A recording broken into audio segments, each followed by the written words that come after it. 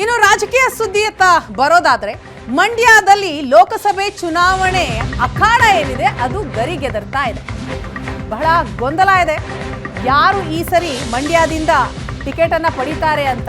ಈಗ ಕುಮಾರಸ್ವಾಮಿ ಅವರು ಜೆಡಿಎಸ್ನಿಂದ ಸ್ಪರ್ಧೆ ಮಾಡಬೇಕು ಅಂತ ಒತ್ತಡ ಹೆಚ್ಚಾಗ್ತಾ ಇದೆ.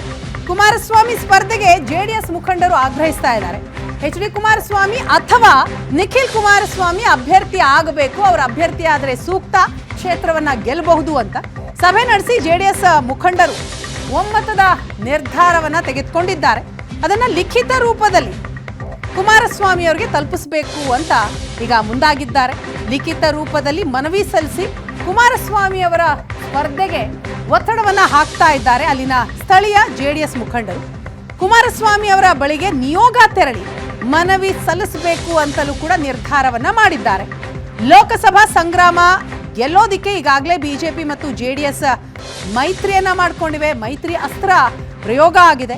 ಸೀಟು ಹಂಚಿಕೆಯಲ್ಲಿ ಮಂಡ್ಯವನ್ನ ಜೆಡಿಎಸ್ಗೆ ಬಿಟ್ಕೊಡೋದು ಫಿಕ್ಸ್ ಆಗಿರುವಂತಹ ಹಿನ್ನೆಲೆಯಲ್ಲಿ ಈಗ ಅಲ್ಲಿನ ಸ್ಥಳೀಯ ಜೆಡಿಎಸ್ ಮುಖಂಡರು ಕೂಡ ಕುಮಾರಸ್ವಾಮಿ ಅವರ ಸ್ಪರ್ಧೆಗೆ ಒತ್ತಡವನ್ನ ಹಾಕ್ತಾ ಇದ್ದಾರೆ.